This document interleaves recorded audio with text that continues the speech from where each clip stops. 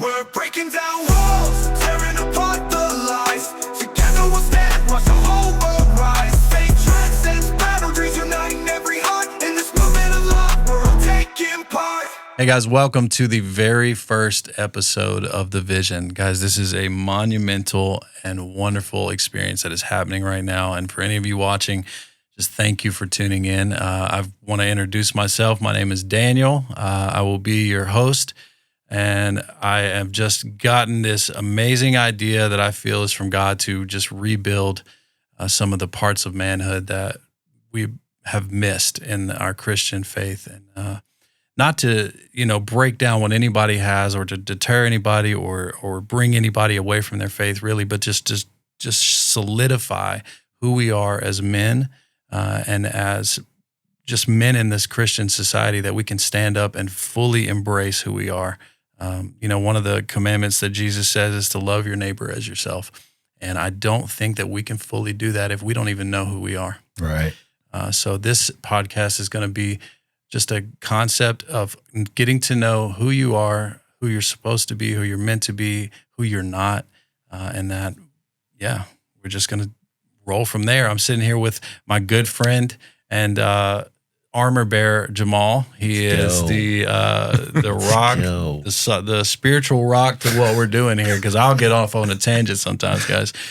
So I just want to thank you, Jamal, for being here. You're an amazing friend and a wonderful support in this. He's just a great guy, and I'm excited for you all to get to know him as well. Yeah. Without further ado, let me introduce our first guest, Dr. Alfonso Gilbert. Thank you so much for being here. Guys, thank you guys. Dr. Gilbert is probably one of the smartest men that I know in person. I can't ever think of anyone else that I've just met in person that I'm like, dude. Probably. Jamal, he probably doesn't know many people. No, I don't. That's not true. I do. I know quite a few, and I'm telling you, man, you take the cake. So thanks for all your wisdom and knowledge you always pour into everybody that you meet. Thank you guys for inviting me. I'm honored, humbled that you guys would ask me to come and do the very first podcast. That's exciting. Yeah, it's humbling. Well, we think you can set it off right. Wow. Yeah, I appreciate that. We're diving deep. Thank you guys. Off the jump. Diving deep off the jump. Yeah, so that, tell us a little bit about who you are and how you got to be where you're at now, to be one of the smartest men we know. That's funny. Yeah. So in a nutshell, my father was an immigrant from Mexico, Tijuana, Mexico. My brothers and I were born in South San Diego, right by the Mexican border, infested with gangs and drugs. My mom had a very large family, like 15 brothers and sisters around there. 4 out of her 7 brothers were part of the Arellano Mexican drug cartel in Tijuana, Mexico. And my uncle sold a lot of heroin and cocaine that he got from the cartel, sold in my grandmother's home, who we lived with 2 other Mexican families. So we were exposed, unfortunately, to a lot of violence, a lot of abuse, a lot of gang activity, a lot of drug activity. By the time my brothers and I were teenagers, we were involved in the same types of crimes, doing drugs, selling drugs, being involved in gangs. It got all 3 of us in trouble. We ended up, some of us, my brothers, ended up in prison, jail, and asylums. I myself was discharged out of the Marine Corps for threatening to shoot my sergeant, discharged on a 6203 antisocial personality disorder. This was after living a life of gangs and going in the Marine Corps. But then a girl invited me to church, and everything changed from there. I went to church with her reluctantly. I didn't want to go, but I went because I wanted to date her, and had an experience, an encounter with God that I had never had before. And that changed the entire trajectory of my life. From there, I felt called to ministry. A gentleman paid for me to go to Bible college. I was very privileged and fortunate to go on and earn an associate's degree in biblical studies, a bachelor's degree in theology, went on to earn a master's degree in divinity from Azusa Pacific, a second master's degree at Bethel Seminary, and then a doctoral degree in leadership from Bethel University in St. Paul, Minnesota. And then, of course, I ended up in pastoral ministry for many years. I became a church planter. And then after that, I ended up as a preaching pastor in a very high-profile church in Texas, very, very large mega church. And then I ended up in a very large church in Phoenix. And then from there, I was invited to be an adjunct professor at Grand Canyon University. It's the largest Christian university in America. So I teach in their graduate school. And I've been doing that for about the last 7 years. And most recently, last 4 years, I've come on staff at Men of Valor Prison Organization. As you guys know, it's the largest prison organization in the state of Tennessee. And I'm privileged to go into every prison in the state and share the gospel, share my story to give men hope. So that's in a nutshell my story. That's a lot in a nutshell. It's a big nutshell. lot. And Yeah, so I was curious, how did you get out of that life? Right? Because, I mean, I know you went to church, but there had to have been ties that just can't be cut that easily. Right. Yeah, no, you're right. I remember the first year going to church with my girlfriend, who eventually became my wife. We got married in 93 and had 4 children. But me and her brother were in the same gang. And it was a gang called Del Sol, Mexican gang right by the border. And I would go to church every Sunday, and I kid you not, Daniel, I'd get out of church, and some of my homeboy friends would be, in their Impala outside the church waiting for me to get out of church with a 40 boy, an English 40 boy, waiting for me to get in the car, drink some beer, and go do some crime. I did that for about a year as God was working in my life. But you're right. The real change didn't happen until a friend of mine in the church who was discipling me, he was a big gang member from LA, converted to Christianity. He began discipling me. And I remember one time he said, Alfonso, there's a reason why there's the Exodus story in the Bible, why God had to take Israel out of Egypt to a whole new land. He said, that's what needs to happen with you. I notice that you're still entangled with the gangs and drugs and doing things like that. You're doing less and less, obviously. But if you want real freedom, I think you need to take your wife and you need to leave the border. You need to move north, San Diego, far away from here, start a whole new life, get plugged into a church, start serving, and just start with a brand new slate. Daniel, that's what did it for me. Oh. When I left the border, left family, left friends, left everything, grabbed my wife, my kids, moved north, San Diego, found a church, got plugged in, didn't know anyone, nothing. That was the game changer. And then that's when a gentleman came up and said, hey, I'm going to pay for you to go to Bible college. And that was it. That changed everything for me. So moving away really just helped. Moving away. And I think that's part of the reason why that Bible story is in there. Yeah. There's something powerful about exchanging geographical locations, and you disconnect psychologically to all the trappings that trigger you back into that life. And God knows that. Yeah.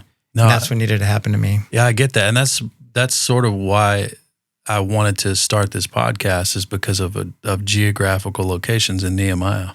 Right? These guys are in Babylon, and Nehemiah gets this idea, like, we got to go back to the place that we were supposed to be. Yes. Right? And so that's why I feel like, a lot of us are stuck in this modern day Babylon in the society and the culture that we live in. So that's good. Yeah, absolutely. Moving places, Yeah. Daniel, can you elaborate on that? I'm sorry. I just elaborate on, because that's so good. A lot of us are stuck in a place where modern day Babylon, if you will, and we're trying to get back to the original intent of what God has for us as men, right? Can you elaborate on the vision of how you see the vision, this pushing us back towards that direction? Yeah, so it starts in Nehemiah, where there's a guy in Nehemiah. He gets this idea of, like, hey, we're not meant to be here. Yeah, he sees the people that he's living amongst, his people, and they're just comfortable assimilating to this culture that was never meant for them. And some people want to go back, some don't. And then he's like, you know what? I understand why we're still here, and it's because we don't have anywhere to go to. And so the vision in this podcast is I want to help create that space for men to go to, right? To be just fully at peace with who they are. I mean, there's a passage that just talks about that God will give us a place of peace and safety. Yeah. And I feel like often enough that we are stuck in this false idea that we have peace and safety, Right. or that we live in the comforts that we currently have because of a false sense of peace and safety. And Right. I don't think that many of us truly know what peace and safety looks like. Right. False sense of security and it is. relationships and things like that. And It is, it's like, hey, whether it's social media, how many likes I have on Instagram, or, what kind of shoes I wear, or what kind of car I drive, like those are the things that we attribute our safety and our peace to. And it's like, if I lose all that, yeah. what do I have? Who am I underneath that? And I think that's what we need to do, is we need to start stripping away our attachments to those things. Yeah. And figure out who we are. Yeah. Mm-hmm. We have to, because those are the things that aren't going to last. I mean, obviously we want them for, other purposes, blessing our family, having nice things. There's nothing wrong with that. Yeah. There's absolutely nothing wrong with that, but it's solidifying our identity in those things is just foolish. Yeah. Yeah, you make a great point in terms of, really trying to find the kernel of truth of who we are in terms of being image bearers. Yeah. Right? There's a kernel of truth of who we are that God has wired us to. And it's almost as if our life is a journey back to that. And when you look at the study of Jeremiah and Ezra, when you read the genealogies in their accounts, we find that it was a small fraction of people that had the courage to venture back. Yeah. It's staggeringly small when you compare the genealogies and how important genealogies were to the Jewish people. But it was such a small percentage of people that were willing to go back to their land to find their identity. And I think that's very true in modern society, particularly in Christian society. Most of us stay at the surface level of Christianity, maybe 80%. But there are those who I assume you're trying to reach. There are those who really want to go back to discover not only the best version of ourselves, as you hear this being said today, but as I say, trying to find that kernel of truth of who you were really meant to be. And that's murky and it's muddy and they're uncharted waters. But until we go back like Nehemiah did, we're never going to know. Yeah. And that's a journey worth taking with a lot of risk, a lot of uncertainty, but it's a journey worth taking. Yeah. In that journey, in your experience of dealing with people who have developed that trauma, because I'm sure we're going to talk about the ACEs and everything like that, and developed that trauma in how do you walk with somebody as they begin to strip those things away? Because that's really what we're going to be talking about eventually through this podcast, is how do we walk with people as they begin to move away the things that are still attaching them to that old life? Yeah, that's a great question. Yeah. It's a perennial question. It's not easy, but I think that attempting to take a different approach to people today, unlike generations in the past that would walk alongside us, but more from a corrective perspective, more from a judgmental perspective, more from a binary perspective, that this is the right thing, this is wrong. Right. These were kind of the guiding posts in generations past.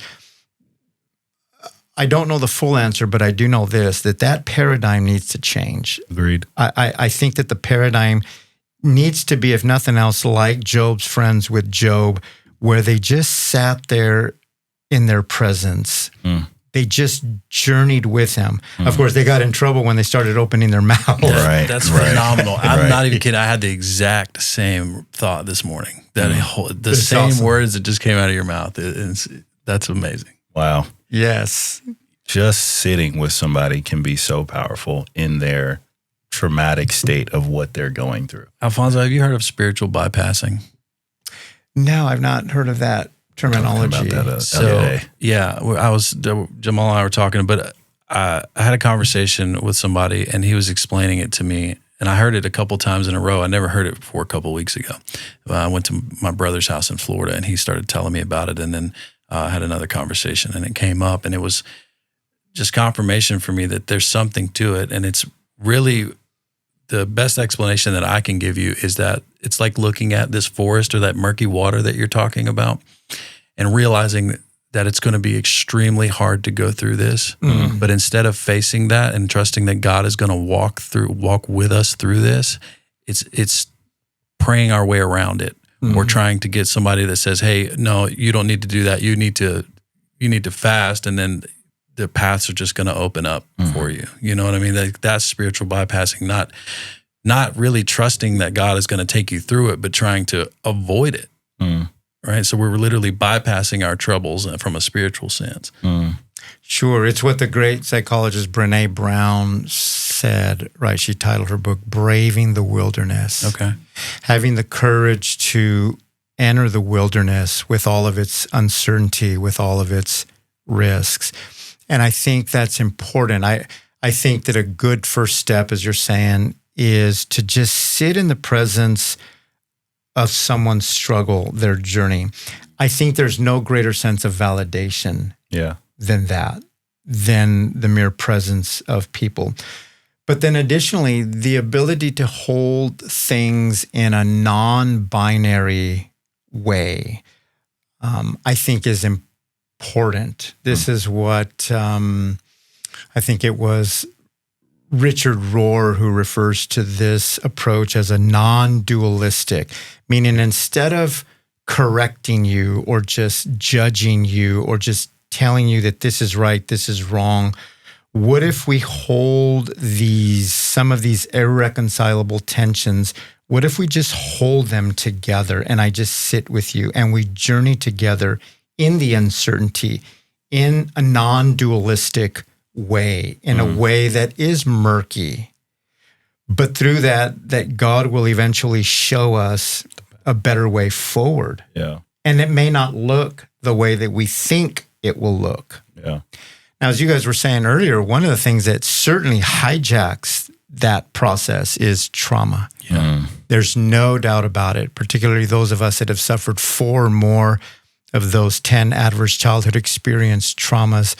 That will really convolute things in a way, and it makes the journey much more difficult. Yeah, I was going to ask, how do you sit with somebody who may not even know that they have traumas? Yes, that's a great question.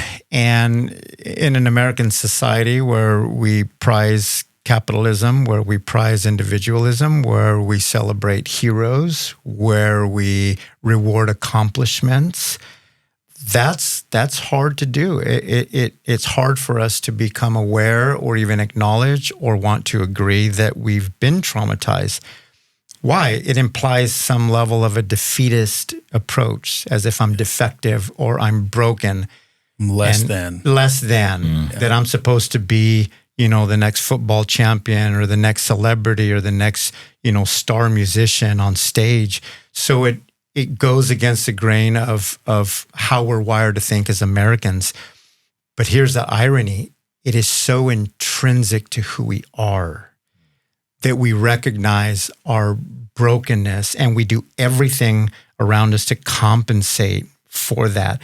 And those are the deterrents. Those are the things that hold us back, these compensating factors that I have to act perfect and I have to act as if I'm accomplishing things and I have to suppress my trauma or I have to suppress these negative sides of me to be the better version of myself. And you end up eclipsing, a truer path forward into the wilderness that we need to brave, into this murky, uncertain journey to find that kernel of truth. But referring to the trauma, as I alluded to a minute ago, Dr. Vincent Felitti in 1995 started the largest, most unprecedented, groundbreaking research on childhood abuse in American history. It's known as the Adverse Childhood Experience Study. To this day, it's unparalleled, and it's never been exceeded. And what we learned from that study was so insightful, it was revolutionary in the medical world and in the world of psychology. And these were 10 of the most common traumas that a child will face prior to the age of 18. Here are the 10. I'm gonna name them. Okay. Number one is sexual abuse. Kids that they didn't just flash kids that were penetrated, kids that were raped, kids that were sexually abused, molested, you name it. Number two, physical abuse. We're not talking about an American spanking. We're talking about kids that were beaten, hit, slapped, kicked, thrown up against the wall, this type of child abuse. Number three, children that suffered verbal abuse. They were humiliated. They were mocked at by a parent or a caretaker. They were ridiculed. They were told they were less than.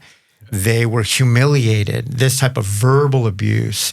Number four, children that grew up in a home in a dysfunctional family. By dysfunction, it could mean that they grew up poor and they went to school hungry but didn't say anything, or they went to school with dirty clothes and they were embarrassed but never said anything. By dysfunction, it could mean that you're 9 years old and you're the one pulling the needle out of mom's arm, saying, "Mommy, you got to get up. I made you breakfast. You got to go to work as a waitress. We got to pay the rent. Dad's not here." And you as a 9-year-old are acting as the parent. This type of dysfunction. Number five, children that grew up in a home where there was substance abuse of any kind. Could be that dad drank alcohol all the time. Could mean that mom smoked marijuana all the time. Could mean that your dad was a crack addict. Mom was a heroin addict. This type of substance abuse. Number six, kids that grew up in a home where someone was in and out of jail or prison. That your father went to prison for drugs or your mother went to jail for prostitution or whatever the case may be. Number seven, children that grew up in a home where there was emotional deprivation. By emotional deprivation, it could mean that you never heard the words "I love you" from a caretaker or your mom and dad. Emotional deprivation, no one was there to give you love and affection. When you came home bullied by that kid in third grade, there was no one there to give you emotional compensation to love you. This type of emotional neglect. Number eight, children that grew up in a home where a parent or a caretaker were either suicidal or they had a mental disorder. By suicidal, it means that your mom contemplated suicide, attempted suicide, or ended their life by suicide. Or a parent had a mental disability. Maybe mom was chronically depressed during certain seasons of her life. Maybe dad had a personality disorder. Maybe mom was schizophrenic. Maybe dad had multiple personality disorder. This type of personality disorder. So either or, suicidal attempts or a mental disorder.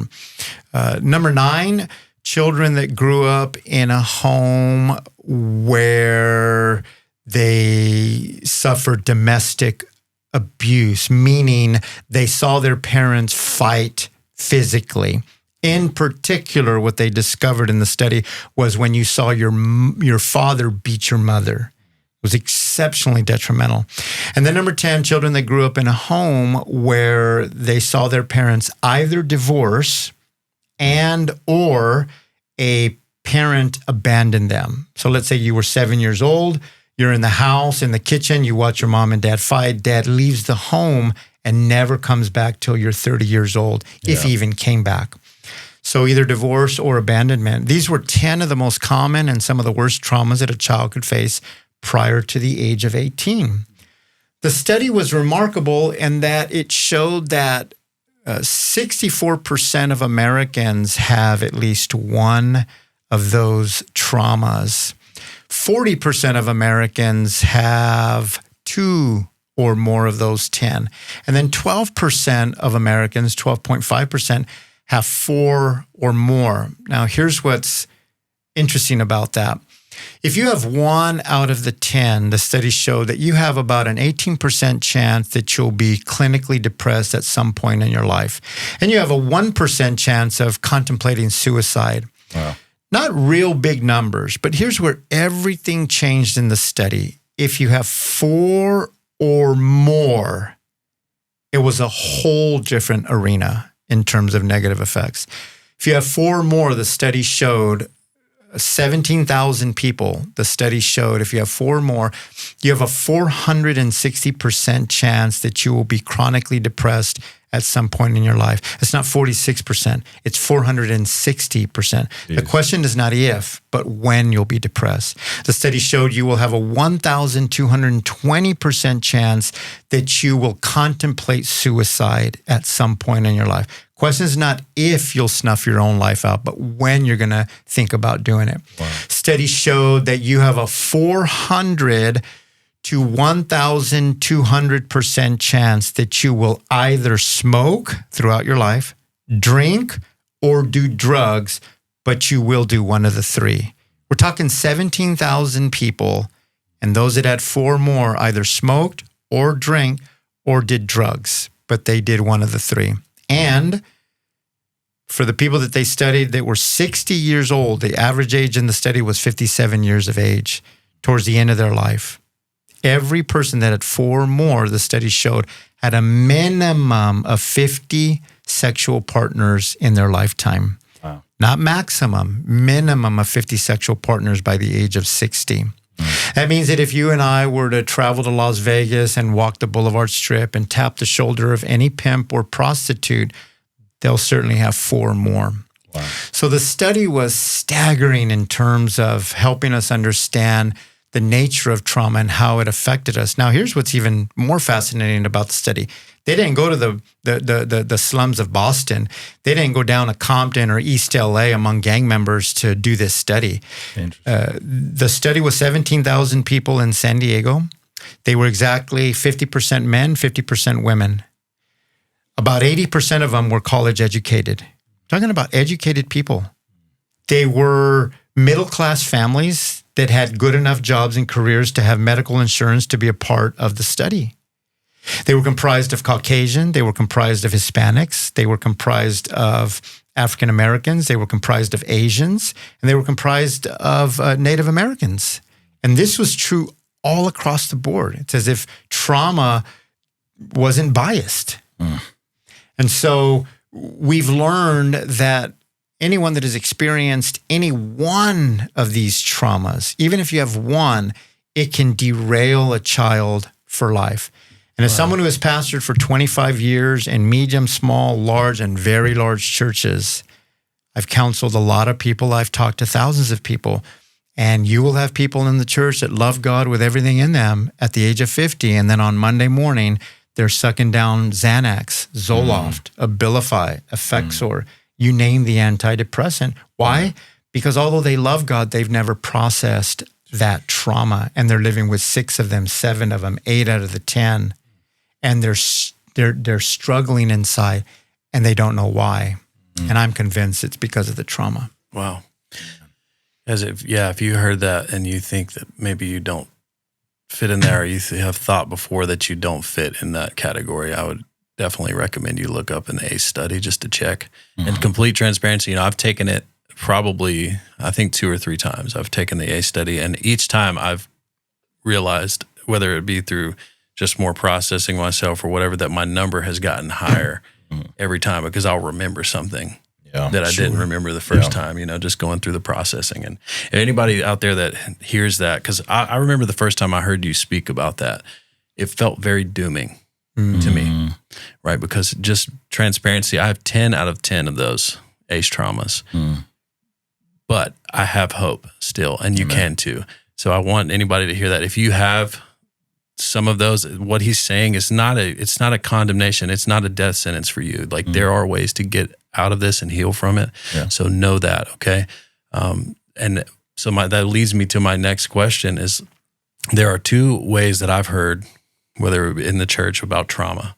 One is what I think you just said is about processing it. And 2 is what I spoke on a little bit earlier about the spiritual bypassing method that I feel like most churches seem to gravitate towards. Not to say that God can't heal. Yeah. Not to diminish the power of God, but to say that in the reality of things, we are humans who have experienced things, and we have to either get them out or talk about them to somebody. Look at, like you said, Job. I mean, the people that sat with him, eventually he talked about it. He got it out of him. So I just ask, what is there a right way to be a Christian man and have these traumas within your body? Is there a right way to do it? Do I process it? Do I fully lean on God? Where's my faith in this? And I just want to get your opinion on that. To that point, before you go, if I can, I have 4, I believe, and every time I hear him talking about it, the number goes up. Initially, when you first brought it up in the staff meeting, I was like, oh, I think I have 2. And then the next time at the last staff meeting, you brought it up, I was like, oh no, I have like 3 or 4 of those. And so I'm sitting here and I'm thinking, and me and you have talked on the side of how did I become this person without going down the route that a lot of these men have, that we service at Men of Valor. And so sitting back and hearing that process of how dooming it can be statistically through the Lord, like you were talking about, I believe there is a space where God can not just heal you from those things, but take you through his own process where he begins to knit things back together inside of you. And maybe I just haven't fully dived into those things yet with Dr. Alfonso, maybe one day. But I think there's a space where at some point where I met the Lord, he healed things in me that I didn't necessarily have to go through these dramatic rabbit holes of the drinking, smoking, 50 partners or more, of all of those things. Sure. No, and that's great resiliency. And we'll talk a little bit about that because that's super important. Going back, Daniel, to even the question before this one, where you talked about sometimes we have a challenge even acknowledging that we're traumatized, right? We have an American cultural mindset, and that mindset has the temptation to dismiss things that have happened to us in pursuit of success, in pursuit of careers, fame, you name it. And many times we will think that, well, maybe I'm not traumatized because we view trauma as some kid locked up in a closet, chained, parents didn't let him go to school, and he was abused and raped and mutilated and left in the closet. That's how we think of that because we're influenced by Hollywood. But we never stop to think about the fact that, you know what, I was abused because under the rubric or umbrella of emotional neglect, my father always chose my older brother than me. And although that's not a physical abuse and chaining you up in a closet, your whole life you grew up thinking, man, I feel like my dad loves my brother more than me. And you don't realize that in itself is a form of trauma. You obviously remember it 30, 40 years later. Right. It has directed your life. It has guided certain thoughts and reactions. The way that you think when you go to back home for Thanksgiving 30 years later, and this is circling in your brain. It's affecting the way you interact with family, never once linking it back to what would seem like simple trauma that your father chose your brother over you. Yeah. Or the fact as simple as you didn't make the cut for the football team and your dad was so disappointed and removed from you, or mom removed from you that emotional attention that you needed because you didn't make the team, but confirmed that you were defective. And because she didn't physically beat you, you dismiss it as, well, I just didn't make the team. And you don't realize that it is an undercurrent funding the enterprises of your relational interactions without ever thinking that I'm affected by this trauma, but I've dismissed it as not trauma because my mom simply yelled at me for not making the football team. It was already humiliating that I didn't make the football team, but then to add on that, the emotional deprivation from mom. And so there are many traumas like this that affect us that we don't think affect us, and we dismiss them, but they're driving forces in our life. And it's as Judith Herman said, the normal response to atrocities is to banish them from consciousness. Atrocities, however, refuse to be buried.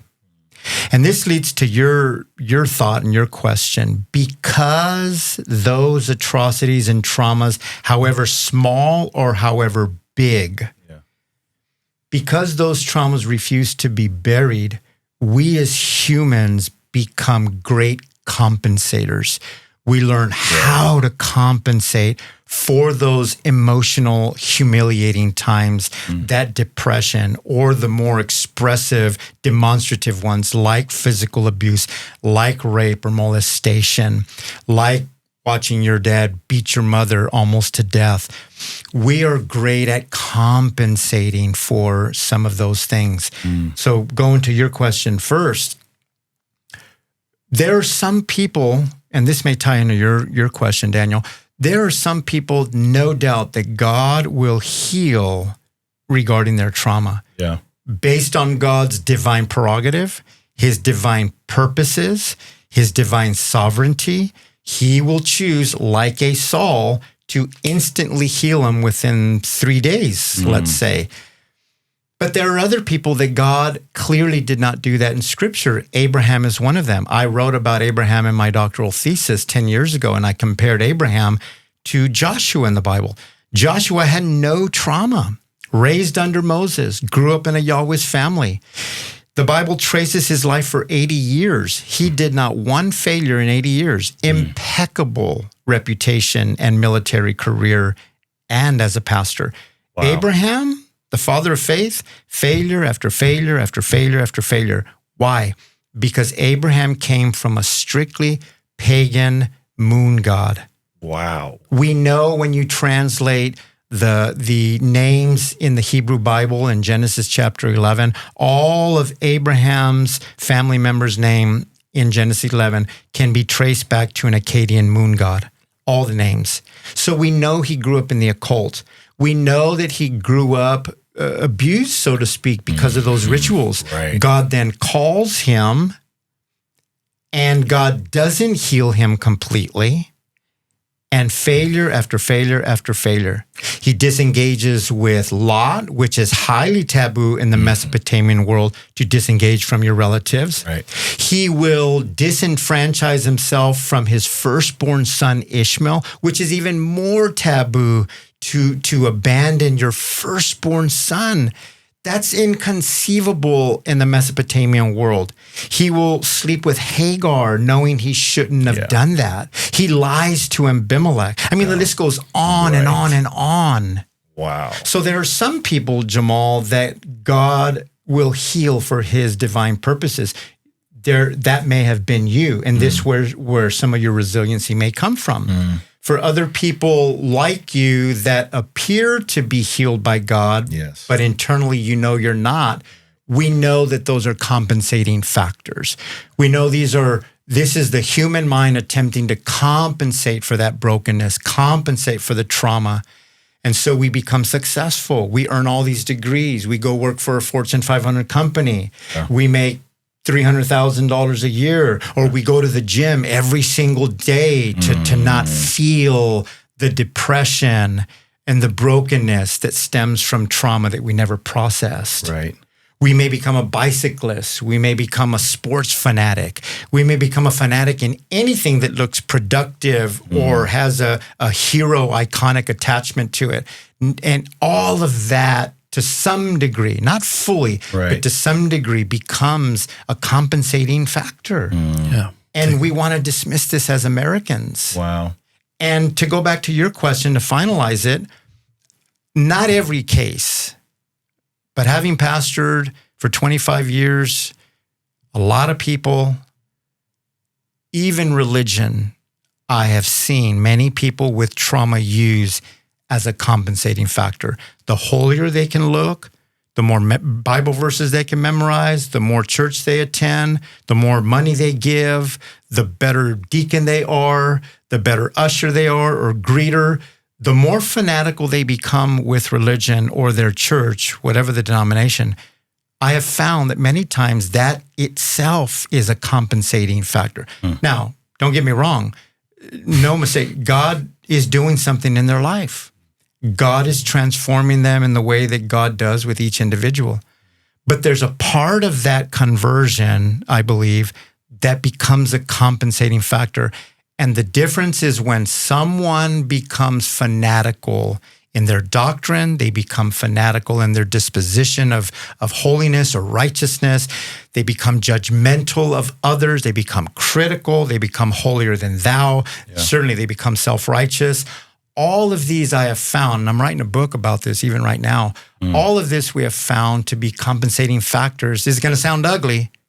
No different than fentanyl. No different than drinking 6-pack of beer every night. Yeah, it's phenomenal you say that. I actually had a conversation with a guy this morning. He was telling me about a friend of his that had been using for a long time and just been like 60 days sober, but he found God. And the statement he made to me just threw me completely off guard. He's like, yeah, he found Jesus, man. He just switched his addiction. Oh, wow. And I was like, whoa, I had never thought of it like that. Of course. I had never thought of it like that. Our American mind will never allow us to associate something vile with Jesus. But the human reality is we do. We are good at corrupting anything. We're, as our Reformed friends say, we are morally depraved.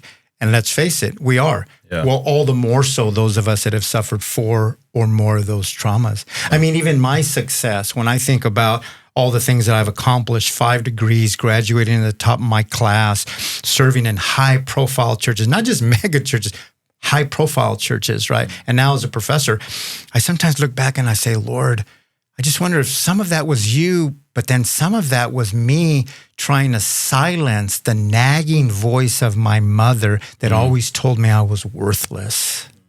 And every degree was another attempt to silence her voice. And I just believe that's true in some areas. I do believe God heals some areas of our life and other areas he doesn't. Now, like one person asked me, well, why wouldn't God heal us? Well, the obvious response is it's obvious that he doesn't, right? You prayed for your mom to be free of stage 4 cancer. She died 2 weeks later. You prayed fervently and honestly and sincerely, and you got the whole church, all 1,000 members to pray, and they prayed sincerely too. Obviously, God didn't respond. So we know that God doesn't always heal. And in regards to trauma, here's what I tell people.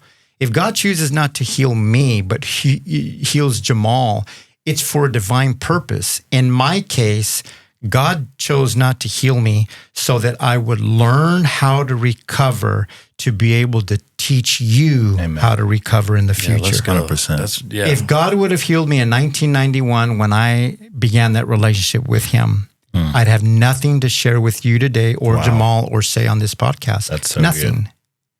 And I believe God did that so that I would learn how to recover, understand trauma, understand compensating factors, understand walking with God and all of its murky dimensions. Yeah. Does that make sense? 100%. 100%. Oh man, so many questions going through my head.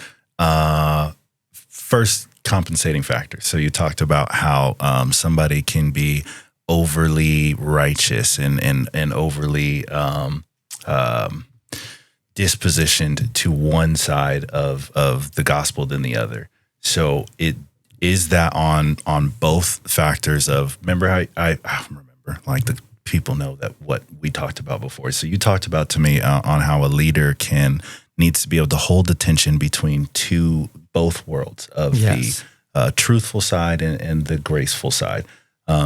So when you talk about the overcompensating factors, it's that they are tipping on either side of the spectrum, and they're not holding that well in the middle. Yes. Okay. All right. Yes. Yeah, we did talk about that. And here's why that's important. People that are traumatized, according to therapist Adam Young, and I'm writing about this in my book currently, people that are highly traumatized like me, well, the 3 of us here, you have 10, I have 8 out of the 10, you have 4, so we're all in that higher level of trauma. People that are traumatized live in a world of dysregulation. That's the technical word. We're dysregulated in our minds because of the trauma. We have no trust and we have no certainty. People that suffer trauma live in a world of instability. Wow. And it's as if our pursuit is to be stable again because of our instability growing up. Mom abandoned us, dad beat us. Nothing was certain.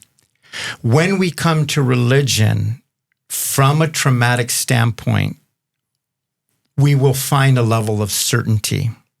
The preacher preaches, this is what God said, this is what we believe, this is what we do. This begins a pursuit of certainty because the more we feel certain, the less we feel dysregulated, the less we feel fragmented in our thinking. So we become fanatical. Right. Fanatical in our doctrine, fanatical in our spiritual disciplines to the point that we become like Pharisees. We're perfect on the outside, judging others, self-righteous.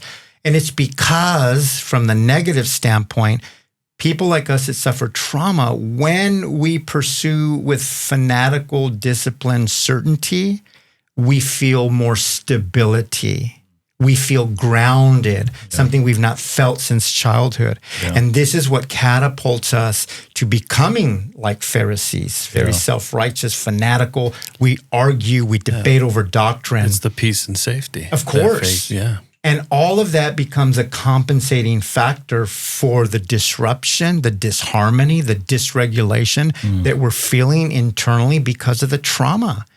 And as a prison ministry, I see this in prisons all the time. Some of the most fanatical, disciplined, argumentative, apologetic inmates are guys that have 10 out of 10 and they're in prison for murder, and they find a religion and they become fanatical, not because they love God that much. It's because they feel stable for the first time in their life. Ultimately, it becomes another negative, and as we'll talk about another time, it leads to deconstruction for some ultimately. Yeah. And it's just so deceptive. It's so slight. Like, you can't tell whether I'm chasing after comfort or stability, or I'm chasing after God in that moment. Yeah. Yes, and that's what you were saying. You were asking me, how can I know? And I can say this for now, and I want to write about this. To grow spiritually, to mature authentically in the Christian faith, you come to a place, I believe, and this has happened in my own life because I was that fanatic person. Right.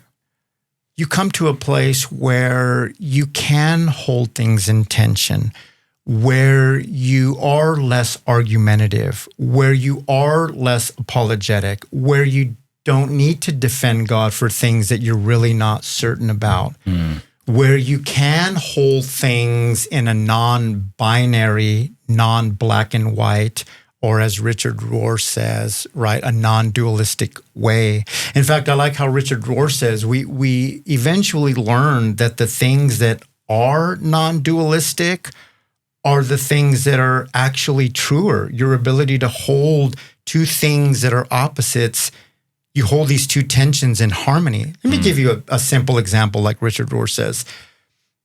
The incarnation of Jesus. The fact that he's 100% divine and 100% human, when we look at the particularity of that, it's scandalous.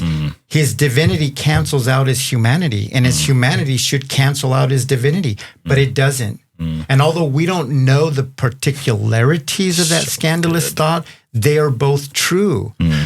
Let's take the virgin birth. It's inconceivable. We don't know how to harmonize that Mary is a virgin yet conceived. Man. It's scandalous. And that's where Richard Rohr says the mature Christian eventually holds doctrine and godliness and pursuing God in these tensions where things are murky and they're unexplainable and they're mysterious, but they're true. Take the Trinity, the fact that God is one in three. Yeah. But how? And so the same thing, when you learn to hold the fact that we're broken, defective, sinners, yet we're saints. Yeah. But see, when you're in the fanatical stages, you just have to be a saint. You can't be a sinner. You need to repent. You need to memorize more Bible verses. You need to get closer to God. And that's not reality. Right. It just isn't. So why has our our culture become primarily that? And I know we're getting short on time, but I want to just touch on that. Why do you think Here's the simple, funny answer. We think Jesus is American. He is not. And he's the next Taylor Swift that we need to adore on the stage, right? With a band behind him. Ooh, hot take. And we have forgotten that he is a Mesopotamian, Middle Eastern man.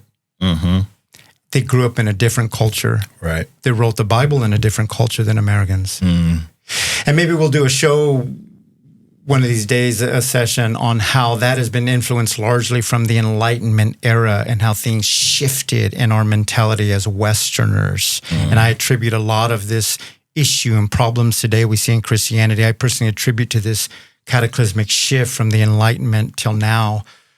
And maybe we'll do a session on that. But really, that's what it is. We're deeply influenced by a culture that is capitalistic.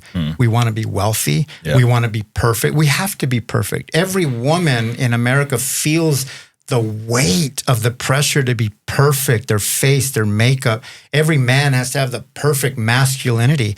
Right. And we just transfer that into our spirituality, and we're spiritual Arnold Schwarzeneggers. And the reality is we're not. And if you think that if you show any sign of being less than that, then you're judged or you're shown as less spiritual or less godly. And that's not true at all. It's as Martin Luther so famously said in Latin 500 years ago. He said, in Latin, simul justus et peccatore. Simultaneously, just and sinner. At the same time. That is who we are. That is so good. Saved by grace through faith, period. End of story. Drop the mic. Man. Drop the mic. Gosh. Man. That's so phenomenal. good. Do you have a name for your book yet?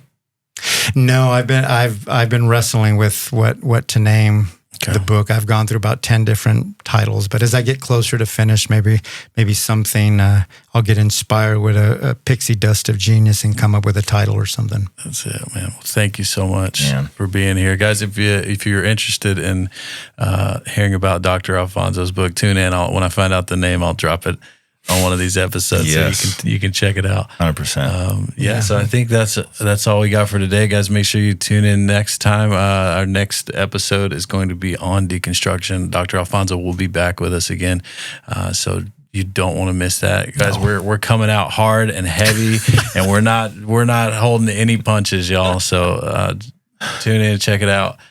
Check out thevisionpodcast.com. We've got YouTube at The Vision Official Podcast. And then if you guys want to get some merch like this or something, to shop.thevisionpodcast.com. All right, we'll see you next time. Love y'all. Thank you. We're breaking down walls, tearing apart the lies. Together we'll stand, watch the whole world